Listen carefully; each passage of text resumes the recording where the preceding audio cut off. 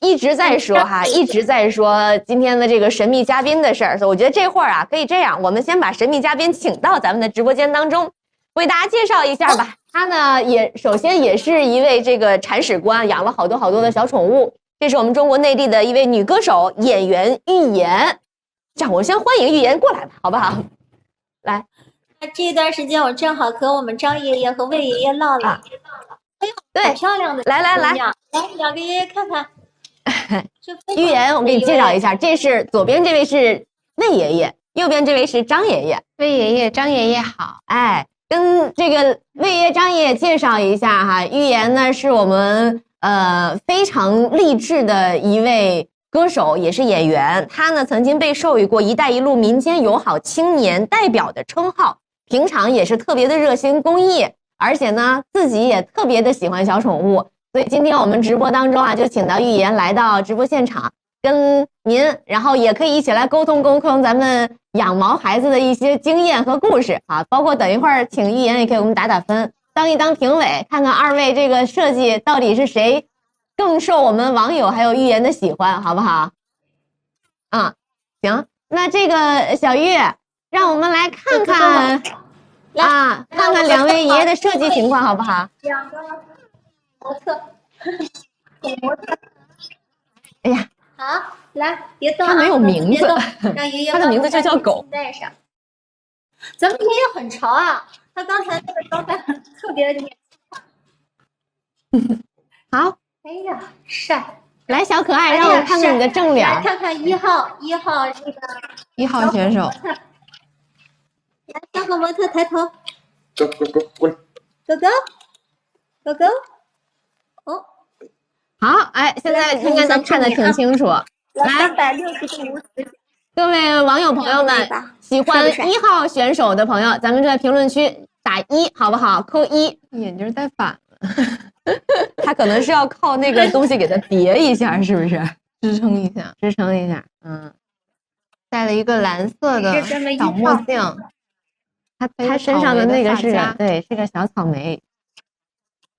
好，哎呀，太可爱了！张爷爷2号小兔，咱们小兔还带了小红花啊，这是一个小红花的蝴蝶结，是不是？是。行，这是这个喜欢2号选手的朋友们，评论区扣2啊。那当然啊，咱们张爷爷也和魏爷爷一样，虽然已经到了这退休的年纪啊，但是他一点都没闲着。张爷爷，你现在是干什么的呀？现在我在想这个看门儿啊，在看门。那明明已经到退休年纪了，是不是？为什么依旧想要工作呢？哎，这人这个体格可以说是啊，有这个，这也属于一种爱好。没有看门是一种爱好啊，工作是一种爱好。爷爷呢，他是觉得就是要证明自己的社会价值，是不是？对，依旧能为我们这个世界出一份力。对。现在政府这个还是要一直工作，我们应该往这个政府这个出一点力，是不是？对，真的很好。这两位爷爷啊，都是虽然已经到了可以休息的年纪，但依旧是在为了整个社会在出力，想要付出自己的一份心力。而且像魏爷爷啊，他是真的是身残志坚的代表，虽然自己的脚动不了，咱们魏爷爷说，就是在他壮年的时候，虽然下不了地，干不了活，但是当时就去学门手艺，他的手能动，所以他就靠自己的手艺给家里填补这个家用，因为在当时他壮年的时候还是要有生计的嘛，所以完全是自食其力在活，真的很励志。对，确实是这样。魏爷爷，您觉得做这个事情休闲啊什么，心里快乐吗？对，都是心里快乐。主要就是为了心里快乐。只要有人来找我都高兴。那看来我今天得把我的鞋弄坏一点，来找您修鞋。给小玉钉个掌哈。对，这个问一问小玉，让我们来问问魏爷和张爷吧，喜不喜欢给自己的这个毛孩子打扮的这个活动呀？您两位喜不喜欢给自己的毛孩子倒腾打扮，说他们闹腾一下？狗啊，对狗。喜欢，喜欢，挺喜欢。玩对对对，是吧？其实也是在平淡的生活当中有了一点亮点的快乐。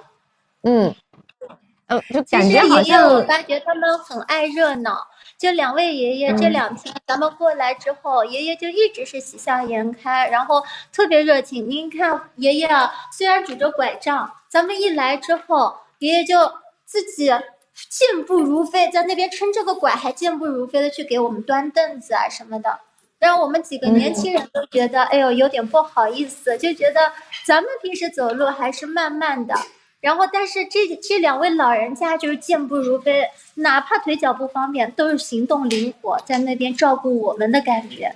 就爷爷们都是虽然身体老了，心却没有老，还想要为我们来做贡献，真的是太好了。我觉得有这样的爷爷是我们的福气，所以真的作为年轻人，有时间多来陪陪爷爷。其实我们在陪伴他们的时候，我们在学习。我们学到他们这个乐观心态真的很好。小玉就是刚才包括这个寓言哈，我们俩也发现了，好像爷爷们养的这个小动物都是相对比较小型的动物，是不是？是，都是小兔子、小狗。爷爷年轻时候养过羊是吧？对，养过羊。羊也可以养吗？宠物羊吗？有宠物羊吗？还是就是普通的羊啊？是普通的羊啊，都是一般普通的，这属于一种爱好啊。小玉，你得给我翻译一下。因为爱好变成了宠物羊。就是原来这是普通的羊，后来养着养着就养成宠物了啊。是兴趣爱好。那现在为什么不养羊了呀？现在我在这个看门，在外边在乡这个看门没这个时间照顾不上了这养羊感觉这照顾起来可能跟小猫、小狗、小兔是完全不一样的吧？那我们魏爷爷为什么养那么小的狗？其实，在村子里面大狗也很多。大狗费心啊，弄不动啊，大狗费心啊。可要是让你咬人，你弄不住。拉不住它，揪不住。那这个小狗，比如照顾起来方便吗？照顾起来方便吗？啥？这小狗平时照顾？对，这小狗照顾方便。方便的那你平时怎么照顾呢？就是你那玩意儿，在外头玩儿，你叫。一叫就来，是吧？又听话，对，又小吃，不费力，对，那我刚才问过爷爷，我说您这么多年，您往外面跑过吗？咱们来问问他，爷爷，您往外面跑过吗？没有。最远跑到哪儿？最远跑到我邢台。跑到邢台，您在邢台时候带狗了吗？没有，也都没有。就您2位等于一直都是在村子里面待着。对。想过往外跑吗？年轻时候想过。年轻时候想过。那为什么现在不敢想？现在走不动了。走不动了。那要是我这孙女愿意陪你出去走走，你敢吗？愿不愿意？让你出去看看世界去。其实真的，就这里有很多老人家，因为也没有子女的陪伴，或者自己曾经年轻时候条件有限，有这个想法想要出去看看，但是也没有这个心，没有这个力，所以在这种时候，还是觉得有更多的年轻人可以去来想到他们，来关怀他们，甚至带他们去看看，就真的是很好的。是这样。没事儿，爷爷，以后我们会有更多的朋友们或更多我们小伙伴们去村里看您，好不好？到时候跟您一起去遛遛小狗，跟您一起看看小兔们，好不好？行，好。对，另外提醒一下我们网友朋友哈，我们这一波的福袋呢也马上为大家带过来了。您在屏幕当中呢可以看到哈有一个福袋的标志。我们这一轮呢依然还是大家直接评论捐小红花，帮助爷爷奶奶哈。大家就可以在这一轮当中直接来参与到我们的领福袋的这个活动当中了。大家看到福袋的这个标志哈，您可以点一下，中没中奖其实都是会有推送的，您能看得到。我们这一轮福袋要给大家带来的这个小红花的周边呢，就是预言手里的这个玩偶给大家展示一下，好可爱的一个小玩偶哈。对，然后到时候刚才到底哪只小狗小兔子赢了呀？刚才我们最终选择了是1号还是2号？我可好奇了。不着这样，我们先问问预言好不好？先问问预言，你喜欢1号选手的表现还是2号选手？我都喜欢，你都喜欢。你分别喜欢他们的哪些表现吧？我觉得首先爷爷把他们打扮得很可爱，然后他那个小草莓很可爱，然后还有小兔子本来就很可爱啊。你是养的是什么宠物？我养了猫还有狗。哇，那你这个是猫狗双全的人生啊，是不是？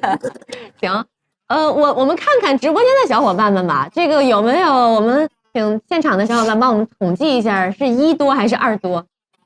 扣1比较多是吗？扣1比较多。小兔子是2，小兔子是2，然后小狗已经上南京瓦了。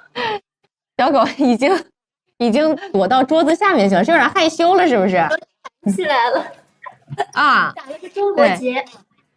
中国结。其实我看了看，好像几乎是不相上下，因为对于1号和2号的喜欢的朋友还挺多。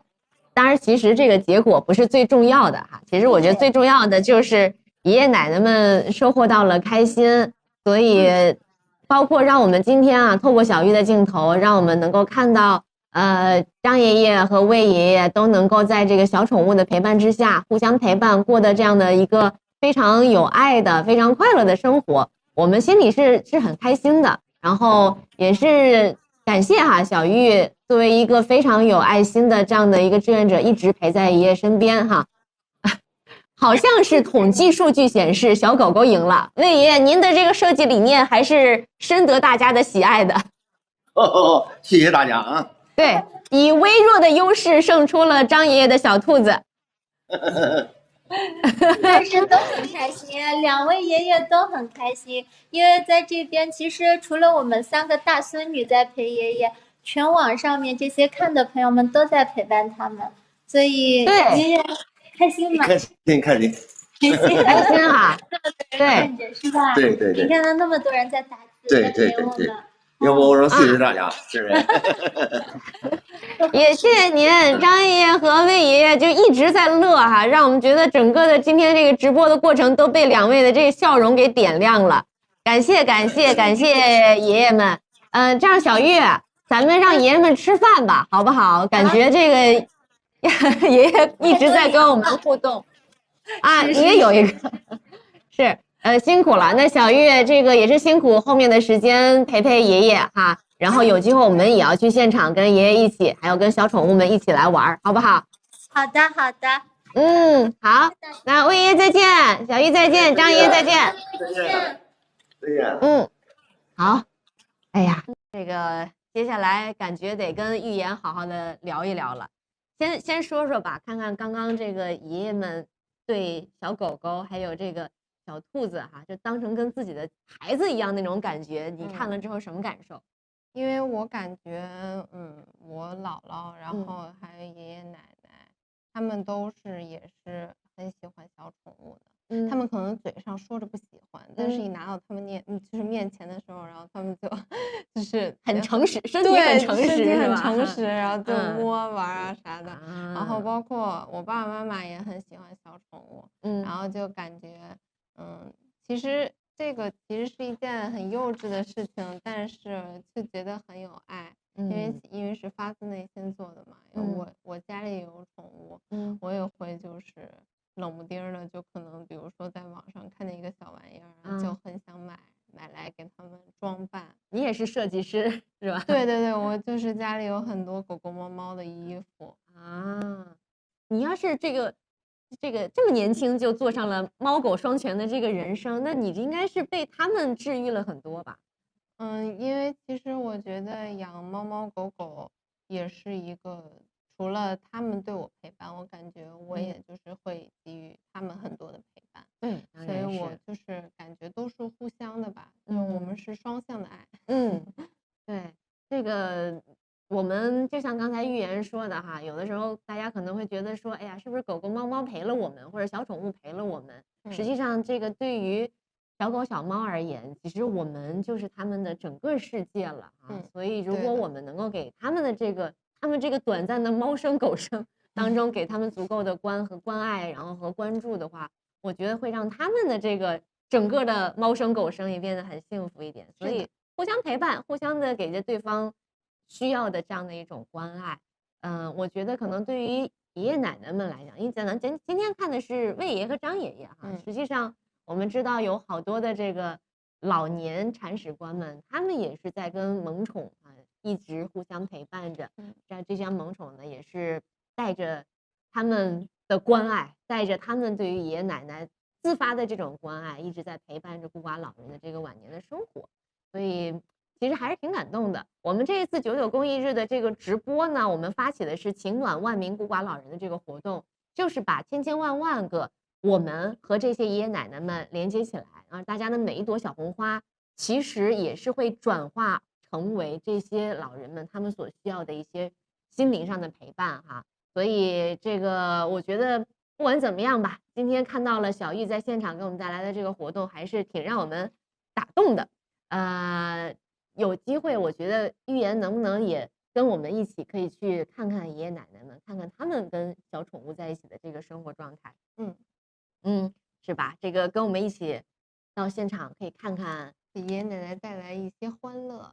是这个，我估计啊，这个玉言的这个年纪，可能还真是就是爷爷奶奶的孙女儿的这个年纪差不多。是不是？我姥姥也是差不多这个年纪。对。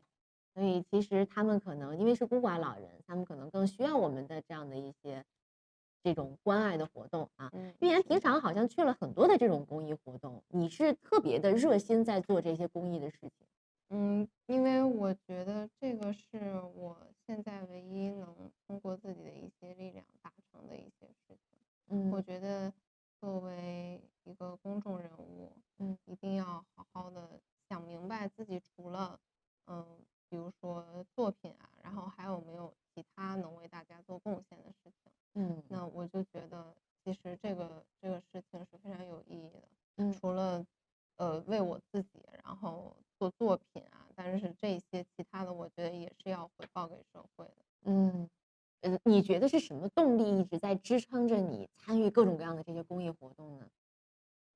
我觉得这是一种习惯吧，就是因为我妈妈是老师，然后她就是小的时候，他们学校就是会组织这样的公益活动，然后我妈就带着我，因为可能就从小会做这样的活动，然后慢慢的就延续到了现在吧。就是可能如果我现在不是一名艺人的话，我也会继续这样，然后正好我就是做了艺人，那我肯定就能更好的通过自身的一些影响力，然后去带动大家，号召大家。对。你看刚才我们连麦的时候，小玉也是年轻人，他们这些小伙伴呢，也是一直在从事这样的公益活动，然后玉言其实也是在一直参与着各种各样的公益活动。玉言对于年轻人来讲啊，咱们都是年轻人，能不能给我们年轻人也发出一些来参与公益的这个号召呢？因为我觉得其实现在像我们这个年龄，然后我们的后面还有很多的时间，很长的时间，我们就不要浪费掉时间吧。然后也是呼吁身边的人，然后像我们这种年轻的力量嘛，在这里面会起到很大的作用的。你现在是会跟比如说你的朋友、你的这个原来的同学们在一起的时候，会跟他们一起分享你做公益的一些感受吗？我原来的朋友和同学是吗？原来的朋友和同学没有什么太大联系了，我都是现在的朋友和同学。现在对，就是你身边的对，现在的朋友就是你身边的朋友，对，身边的同学啊，或者是一些朋友，就是有时候课外班啊之类的，这种就是偶尔会分享吧。其中的乐趣就是会跟朋友分享生活里的小事儿啊，类似于这种，然后就是也是带着他们嘛，就能带一个是一个，我是觉得你是一个领队是不是？对那就是也经常会带自己身边的人跟你一起去参与公益。是，就比如说我们有什么一些小的东西、小的事情，就可能发一个朋友圈，然后大家就是就是转发呀，然后或者是捐款啊这些等等的。因为就是我的朋友圈没什么人，但是他们的朋友圈人挺多的，所以就有时候可能会一起转发这个样子。比如说寻找一些丢掉的那个对别人就是丢掉的猫猫狗狗啊，然后或者是捐衣服啊，或者是等等一系列的或者一些链接啊这种。那比如说这个你刚才说到的，实际上也是我们力所能及吧，其实身边可以做到的一些小事哈，去做一些这种公益，一点一点累积起来。对，那你觉得比如说对于孤寡老人这个群体啊，因为我们最近这个直播其实关注的都是孤寡老人这个群体，你觉得我们年轻人力所能及的所能做的对于这个孤寡老人而言是什么呢？我觉得作为年轻的力量来讲的话，我们其实就是应该多多去陪伴自己身边的家人和亲人，先从自己做起，然后我们再力所能及的看能不能去多陪陪其他的老人，哪怕就是比如说可以搞一个这种演出啊，就是这种小小的这种联欢会啊，然后就可以让老人们感觉到那种年轻的力量和快乐。玉妍好像参与过很多这种慰问的演出，类似于这种活动。慰问的演出，慰问的演出好像没有，但是有到实地去过。对，让就是感觉到快乐吧，让大家。所以这个我觉得，因为玉妍不一样，玉妍本身她是有这个才艺在身上哈，可能比如说去到爷爷奶奶生活的地方，给爷爷奶奶带去一些这种唱歌、跳舞，这个音乐能做到的。对。然后你觉得，比如说我们其他，你比如说我可能不会唱歌，不会跳舞，你觉得我能做点什么呢？我觉得我们可以折小纸啊、纸花啊，或者是打扫卫生啊，我们可以一起种什么菜呀之类的。我觉得这其实都挺好的，帮爷爷奶奶做点事情，对，然后浇花啊，这种都挺好。行，这个也是希望吧，因为玉妍本身呢是已经做过很多的这种关爱孤寡老人，包括其他的一些这种公益活动。那在今天玉妍的这个号召之下，也是真的希望我们会有更多的年轻人愿意去热心在这样的一些公益活动当中，愿意去跟更多的孤寡老人去沟通也好，去关注他们也好。实际上，我觉得可能有的时候就是陪伴都不一定非要说我要去捐款或者捐什么东西，可能就是坐在那儿听他们聊聊天啊，这种感觉可能也是他们最需要的。玉妍有比如说跟老人在一起聊天的时候，你会有一些什么样的感觉？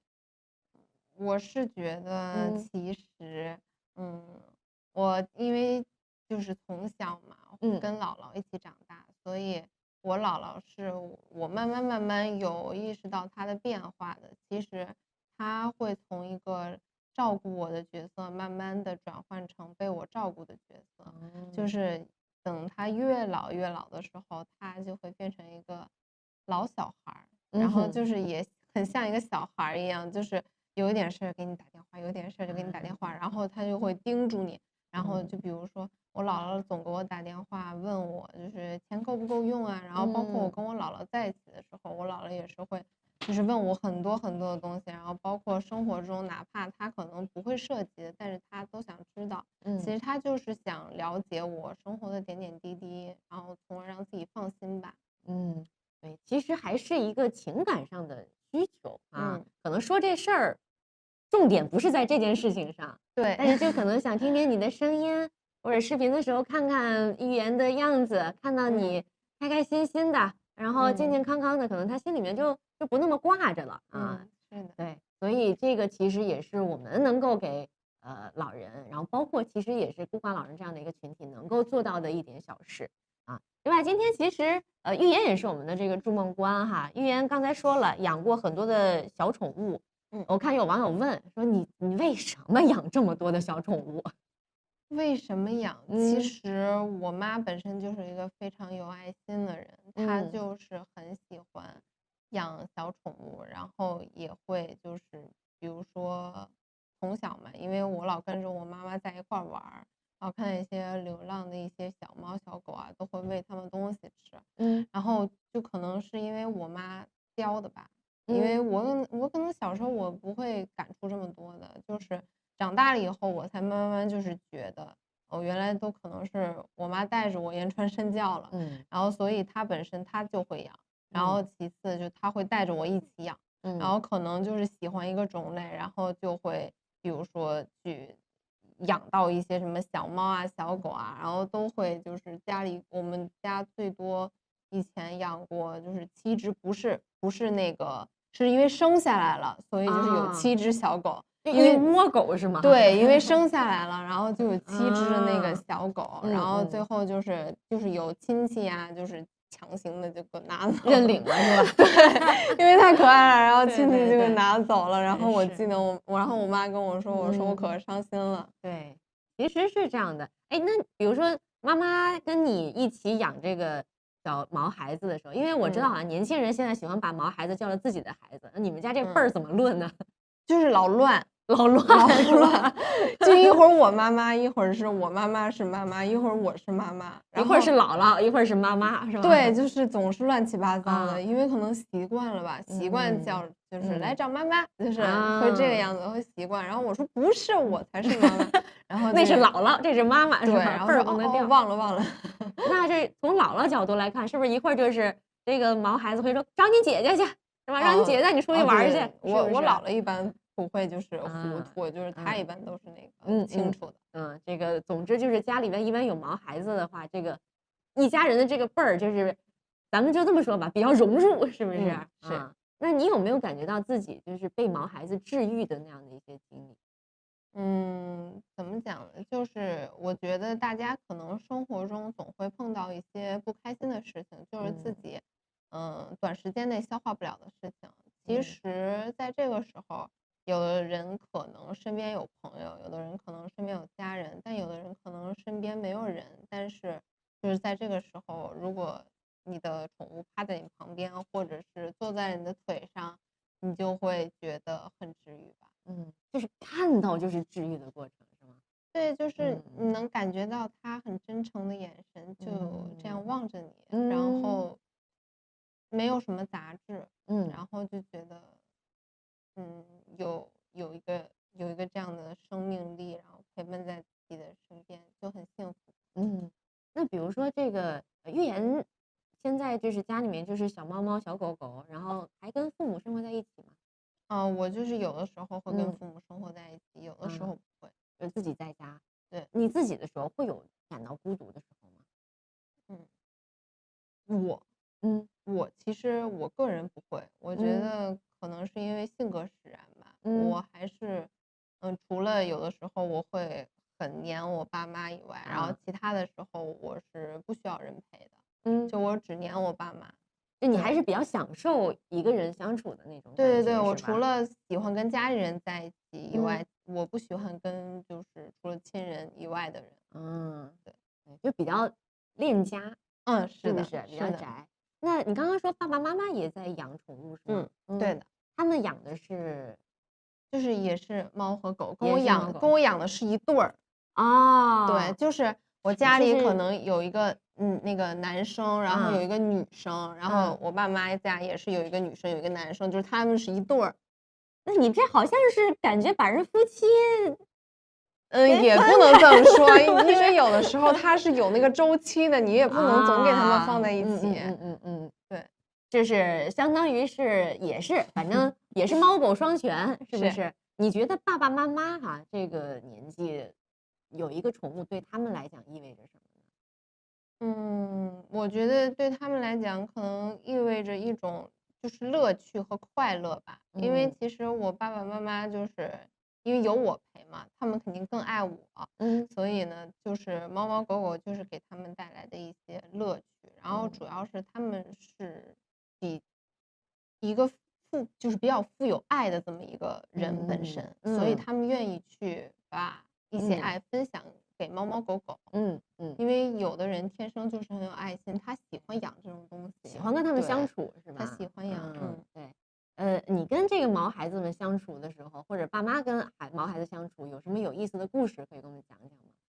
有意思故那很多呀，太多了是吧？很多呀，我们有的是时间，慢慢讲。就是比如说我的猫猫啊，我的猫猫有一只很乖，有一只很不服管，就是它感觉天生生下来是吗？对，天生生下来就是来折磨我的，它就是像个哪吒吧，我觉得。然后另一只就是非常乖，就他们俩的性格就是属于很极端，一个是很怕人，一个是不怕人的那种类型。然后我们家的小狗就是很听话，然后它会靠在你的床边儿，然后如果要是比如说那个，它就会这样，就是想让你摸它，就这样。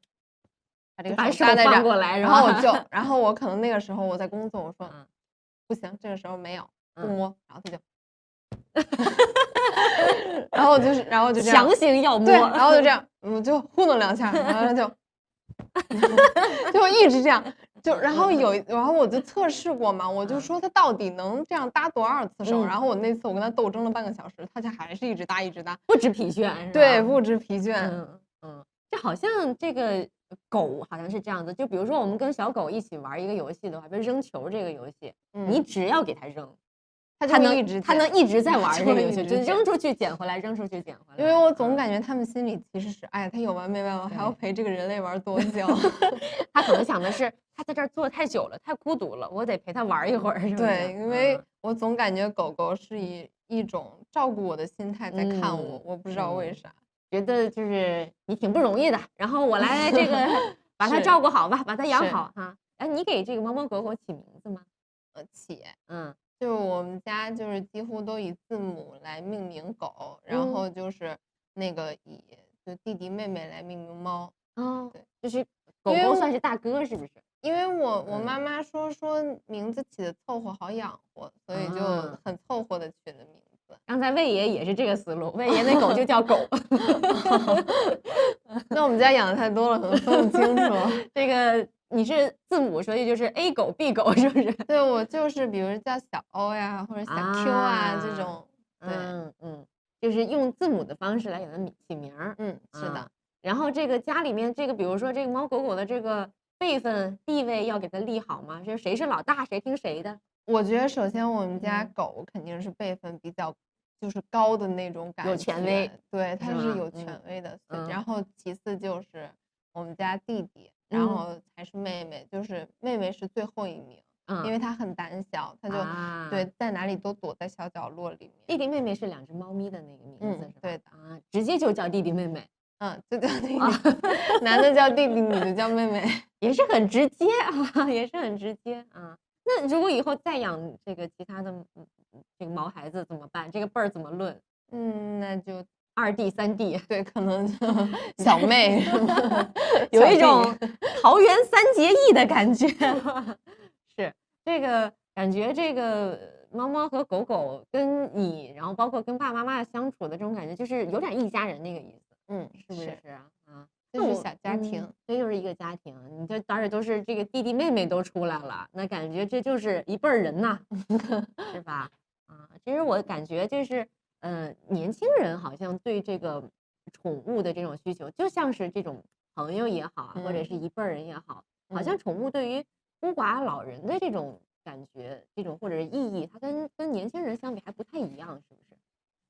我觉得我姥姥可能就是他们，哪怕是比如说有养宠物啊，但是他们还是更希望我去陪伴他们。但是如果有的时候我特别忙，可能我在外地的时候，那他们就是会把情感会寄托在一部分在猫猫狗狗的身上，然后也能其实感受到温暖，因为宠物都是很忠诚的，它一辈子只有你一个人，所以他对你就是很真诚，然后很忠诚，你也可以感受得到的。对。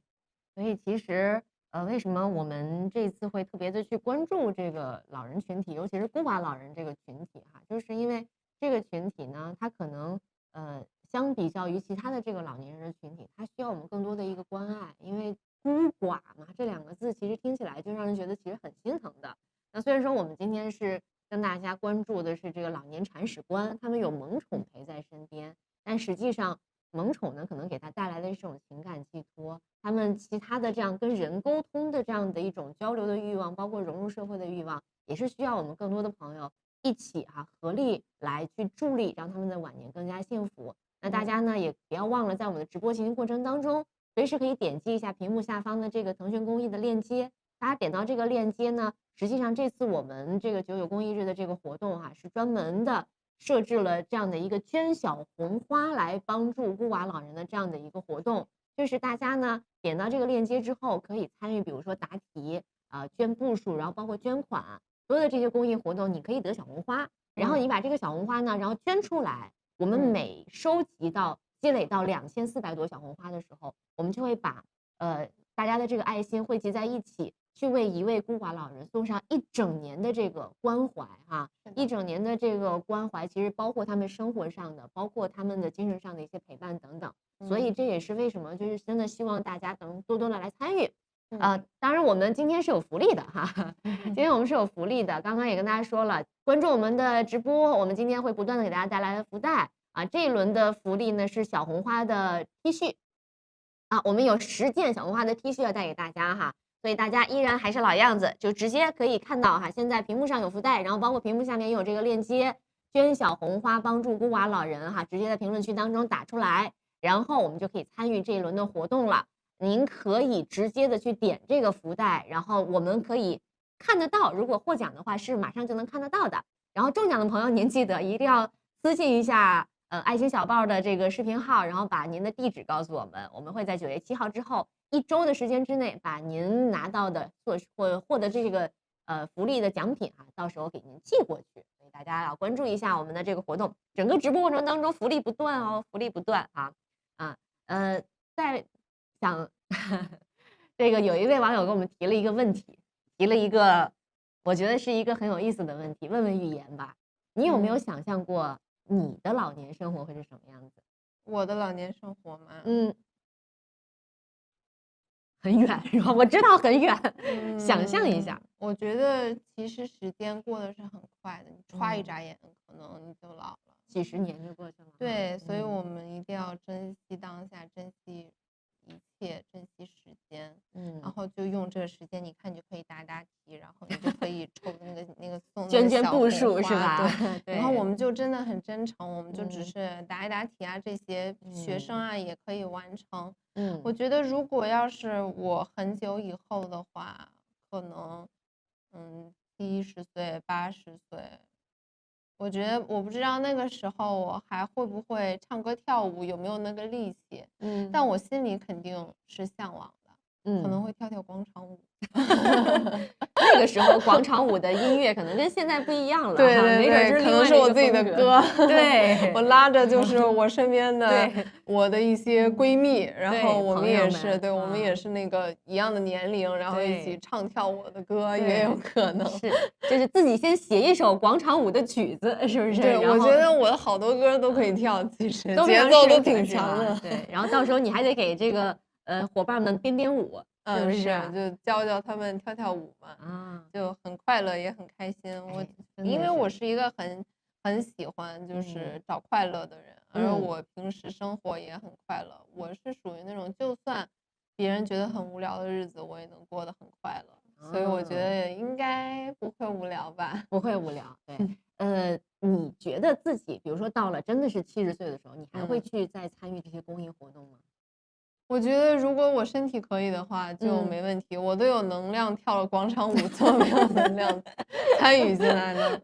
对，做公益所需要的能量其实很小。对，就是我觉得其实无论是就我现在是一名艺人嘛，可能那个时候不是了，所以我觉得这个东西它没有职业的限制，我觉得都是从心而出发的，由心而动的，就是无论你是什么年龄。只要你就是有那个认知在，你想做这件事情就都可以做。公益可能是确实不分年龄，对的，而且不是说我能力大我才可以参与到公益当中。对，哪怕是一件小事，其实只要汇聚在一起，就会变成很大的能量。我觉得有的时候不要觉得那我这一点点我能起到什么作用呢？其实不是这个样子。其实如果所有人都会有这一点点的话，那就会聚集成很大的一个圆。对，确实是，就是大家这个力量聚集起来，就像我们这次的活动一样哈。大家呢通过我们屏幕下方的这个链接，您可以点这个链接呢，就可以比如说捐款、捐步数、答题，获得小红花，然后把小红花捐出来。每收集到2400朵小红花的时候呢，我们就会把大家的这个助力收集到一起，然后每2400朵，我们都可以去帮助一位孤寡老人。而且这个帮助不是说我们就去看看这位孤寡老人就完了，而是说对于他们一整年的这个生活，然后包括陪伴等等，我们会源源不断的把他的生活所需送过去，然后包括也会有专门的我们好多的志愿者会一起去陪伴他们，去跟他们聊聊天儿，对吧？像今天的这个小宠物们，我们多给老人们办点这种宠物设计大赛，对吧？让各种小宠物多搞点活动，对，都出镜啊！因为其实孤寡老人他们还是很需要被知道，然后包括要跟大家去沟通的。现在是很感谢有这个网络的这个方式，然后能够让我们可以跟孤寡老人们用这样很近距离的方式就可以聊一聊天，然后聊一聊。因为有的老人可能不玩手机，他们体会不到年轻人的一些娱乐活动，所以就得有年轻人来带给他们。这有能玩手机的老年人呢，我们也建议不要老玩手机，是不是？这个很多事儿可以玩啊。其实我觉得可能这个，哎，你有没有观察过？因为你像我父母我们家虽然也是养一只小狗，但是因为就一只小狗，所以比如说我妈去遛狗的时候，我爸接下来的时间就是一直在看手机。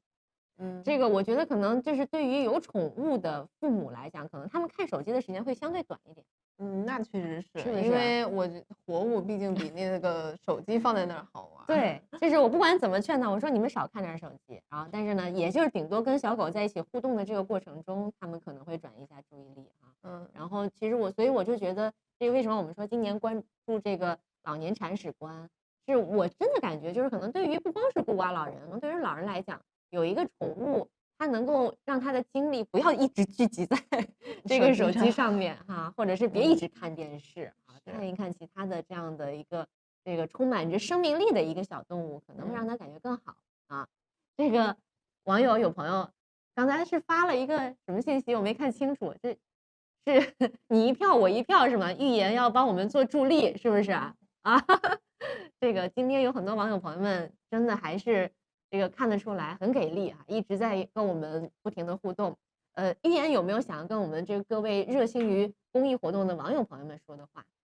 其实我有讲过，之前有就是跟大家嘱咐过很多次嘛。其实我们做公益这件事情，就是每一个人出一份小力，然后我们就变成一个很厉害的大家庭。所以我觉得其实有的时候不要犹豫，就我们就直接就去做。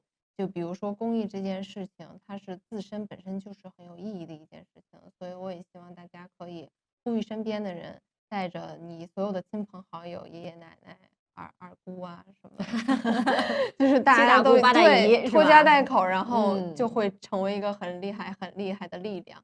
所以我希望大家可以真的很用心的去做这件事情，因为这件事情对于我们来讲，我觉得对于我们可能就是这辈子来讲，我觉得是最有意义的事情。对，这个刚才 Cindy 是吧，说要跟预言一起做公益刚才我看还有那个 Spring 说你一朵我一朵，跟着预言一起送出小红花。对，欢迎大家都可以在我们今天直播过程当中随时的点击一下屏幕下方的这个腾讯公益的链接，然后参与到这个我们捐小红花这样的一个活动，捐小红花帮助孤寡老人这是我们这次一个活动的一个主旨也是很感谢我看真是今天好多的网友朋友们真是受到了预言的一个感召。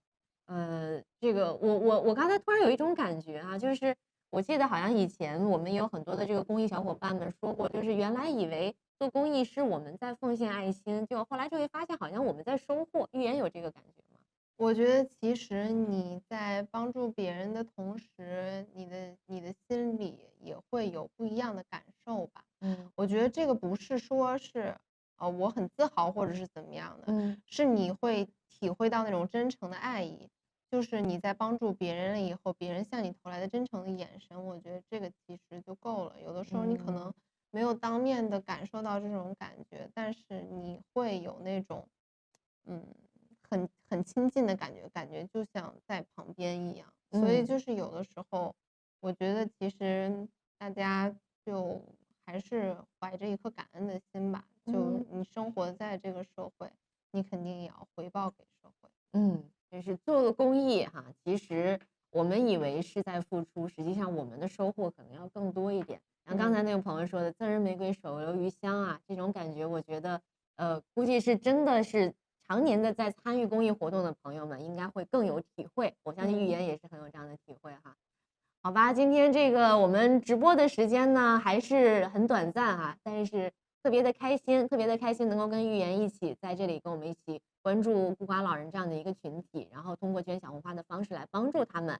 这样玉妍，我们最后的这个时间哈，跟各位网友朋友们说点什么，有关于你想要表达的这样的一个公益上的一些感想啊，最后的这个时间再跟我们分享分享，好不好？我觉得我们就是最后的这一点时间，像刚才姐姐说到的，可以就是点击我们的那个下面的小红花，然后答一答题，然后趁着这个时间多做2道，多送一点小红花，多做点题哈。对，然后也今天很开心的来到这里，然后可以陪爷爷们说说话，然后也看到了很可爱的小宠物，很开心。然后也希望大家以后无论是我在或不在，大家都可以用心的去做公益。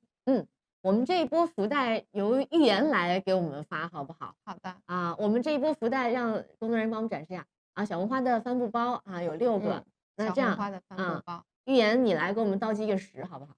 好啊，1、2、3，你倒计时是正计的吗？3、2、1，小红花的帆布包，3、2、1，哎。对，我们还是老样子啊，大家在屏幕的左上角呢会看到有一个福袋的这个图标哈，评论区当中直接写捐小红花帮助孤寡老人啊，那我们就可以参与到这一轮的福袋哈。这轮的福袋刚才玉妍给大家已经这个发出了，是有6个小红花的周边是帆布包哈。其实呢，大家这个如果您中奖了之后，记得私信我们公益这个爱心小报。啊，跟我们说一下您的收货地址，到时候会给大家寄过去的。好吧，今天这个很短暂，但是很快乐又很治愈的这个时光，再次的感谢玉妍跟我们一起带来这些分享。